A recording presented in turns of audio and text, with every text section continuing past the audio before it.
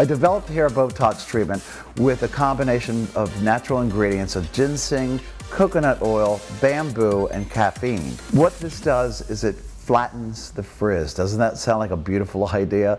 It sort of just freezes it in place and makes the hair extremely shiny, extremely pliable, and humidity resistant. The application for hair Botox treatment is to start with the lower section all the way in the back, pin the rest out of the way after washing your hair.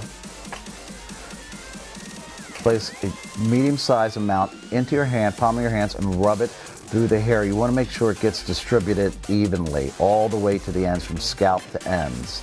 By doing it in sections, you completely saturate the entire head evenly with the Botox treatment. For the best results, place in plastic bag and let sit for 10 to 15 minutes so the body heat can help the Botox treatment work better.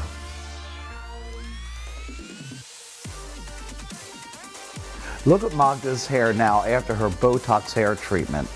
It is shiny, it has flattened the frizz out. It will stay like this until Magda washes it again. You can see the shine that's in her hair. It's very, very soft. It calms it right down. So you'll love using hair Botox, and it's moisture resistant.